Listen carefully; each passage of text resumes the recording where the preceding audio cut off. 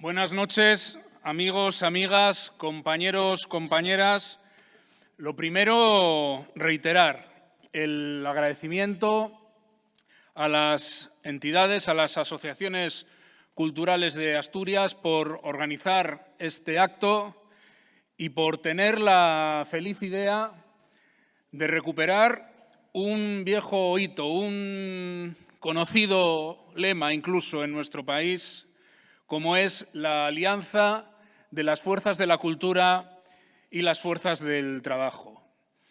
Qué importante es recuperar el valor cultural y el valor de la identidad colectiva vinculada al mundo del trabajo cuando nos hallamos en medio de una disputa, yo me atrevería a decir que histórica, en la que se están redefiniendo los modelos de sociedad para las próximas décadas. Mirad, el neoliberalismo tuvo el acierto, la visión inteligente de entender que un proyecto económico iba ligado a un proyecto político y que ese proyecto político requería, como condición necesaria para su desarrollo, para esa política pensando en las élites, para esa política de desvertebrar, de desmembrar a las sociedades, ir colonizando paulatinamente las mentes de la ciudadanía, las mentes de las personas, las mentes de los trabajadores y de las trabajadoras. El neoliberalismo no solo planteó una guerra o una batalla, a veces en términos estrictamente bélicos, a veces en términos estrictamente golpistas, sino que planteó una intensísima batalla cultural.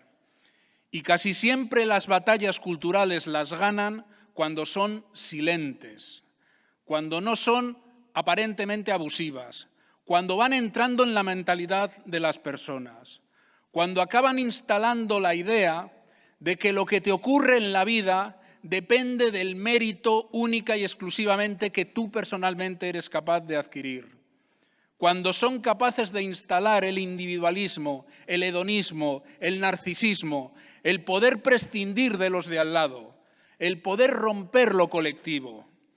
Esa es la condición que fue impulsando el sistema en las últimas décadas para llegar a un momento en el que muchas de las políticas antisociales eran avaladas por mayorías sociales que las iban a sufrir.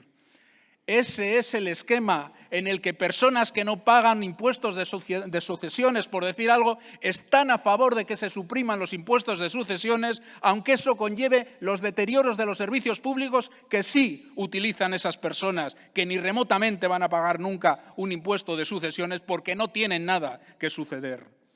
Y por eso es importante no desvincular lo que estamos haciendo las organizaciones sindicales de esa idea de una reconstrucción del contrato social y también del contrato entre las personas, la sensación de comunidad que esta pandemia tenía que haber reforzado. Porque mirad, a veces cuando hablamos, el secretario general de la Unión General de Trabajadores o yo mismo o cualquiera de los sindicalistas de Asturias de las cosas que estamos negociando y que estamos tratando de cambiar en las mesas de negociación y también en las movilizaciones al hablar de la reforma laboral, parece que hablamos una especie de idioma distinto. Pero daros cuenta de la importancia que tiene recuperar en España, por ejemplo, el valor de la negociación colectiva. Daros cuenta el potencial agregador que siguen teniendo las relaciones de trabajo cuando hay identidad colectiva entre la gente. Era emocionante ver ayer en las calles de Cádiz o esta misma mañana a los trabajadores y a las trabajadoras de la metalurgia que después de unas jornadas muy duras de pelea, después de una demonización de algunas de esas expresiones más violentas de pelea, después de tener que aguantar actuaciones policiales que no son de recibo a estas alturas del siglo XXI, hoy eran aplaudidos, hoy eran aplaudidas por el personal sanitario que salía de los centros sanitarios a aplaudir a su gente y que cuando hay identidad colectiva no hay tertulia que cambie la realidad y que cuando hay identidad colectiva no hay quien manipule a la clase trabajadora.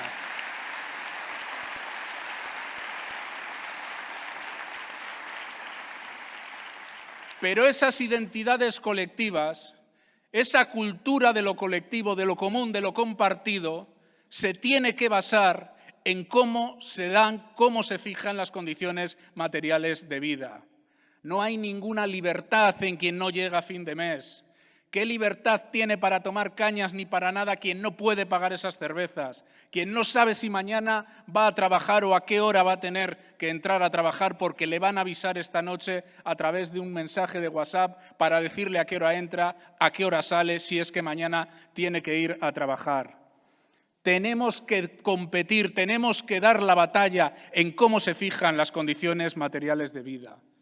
Decía que vivimos en un momento, yo creo que trascendente, porque están confluyendo las consecuencias de dos crisis que han sido durísimas, la financiera del año 2008 y las políticas de austeridad del año 2010, con una crisis pandémica que todavía no hemos salido de ella y que está teniendo unos efectos psicológicos en las sociedades que hará falta mucho tiempo para analizar.